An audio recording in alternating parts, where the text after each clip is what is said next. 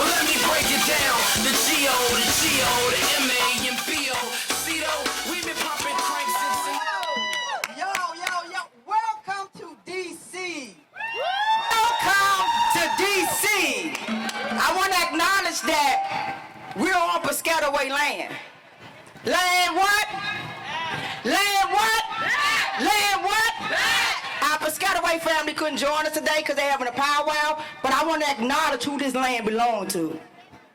As DC fight for statehood, we are very aware that not having a vote in Congress changes the way we engage in this action.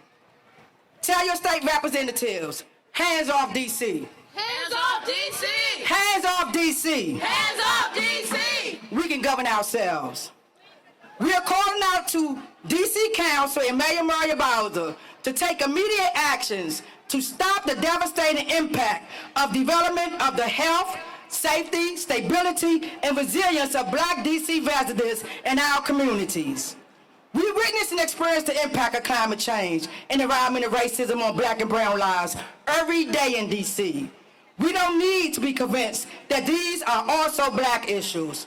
We know that climate injustice and environmental racism are fueled by the same systems of white supremacy, capitalism, imperialism, and patriarchy, from which we seek to liberate Black people. We know that Black people in DC and in this country will continue to be the most impacted by climate disasters. Climate change and incarceration, this is including institutionalizations and detentions, are immediate crisis for everyone, but for Black people, and specifically Black people here in DC, the impact of these crises is far more devastating. These disparities have historical roots. They are not random or unattended. They are intentional and systematic. They highlight the disposability of Black people. To be clear, Black people are in all ways deemed expendable. For Black people, pre-existence medical conditions like asthma, respiratory disease are caused largely by the impact of environmental racism. The environmental infrastructures from highways to garbage dumps disproportionately interferes with communities of color are located in the DC residents of the most marginalized communities. DC have two trash transfer stations located where residents are all predominantly Black. Every day, everyone deserves to breathe free air, clean air, and people of color should not face the brunt of poor environmental decisions. Class as well as race plays a role on environmental racism. There are no trash transfer stations or asphalt plants located in DuPont Circle, where Murray Bowser live, or at Rock Creek Park. No, they located in the most oppressed, marginalized Black communities in DC. The act of simply breathing fresh air are impossible, and neighborhood residents suffer from high rates of respiratory diseases, lung cancer, stroke, pulmonary disease. Environmental racism is all around DC. Government is not serving the people it claims to represent. It's actively harming and hurting us, and we cannot turn a blind eye to the wrongful happening right here in front of our faces. So why I got y'all here? Harriets Wildest Dreams is answering the call to highlight the environmental injustice and racism impacting Black DC residents in this moment when all eyes is on DC.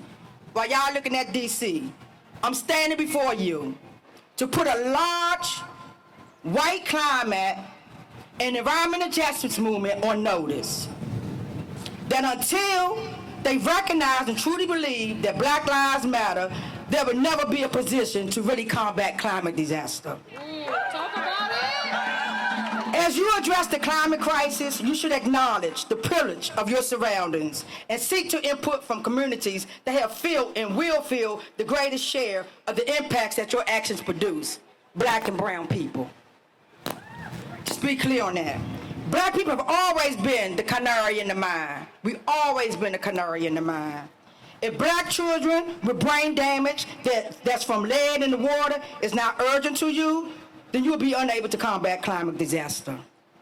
if you're not willing to invest in health care to combat the black maternity death rate here in D.C. and in black communities, you're not able to combat climate disaster. If black people being displaced and pushed out of our homes and communities due to gentrification is not big enough problem to you, then why should we believe you can combat climate disaster? If black people being shot down, like our brother in Atlanta, by law enforcement, why should we believe, and you're not fighting, you can combat climate disaster? Environmental racism is not a Democratic or Republican issue.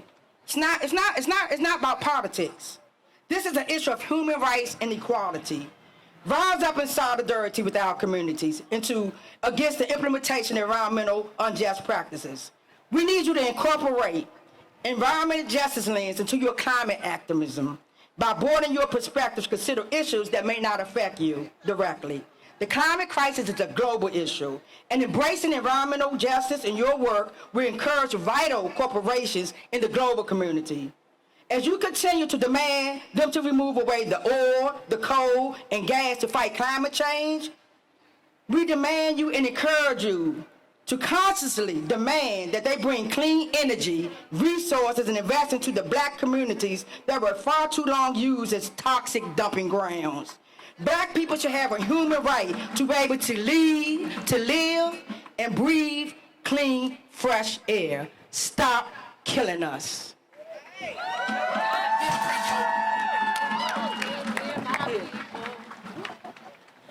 I can hear my people screaming, they can't breathe.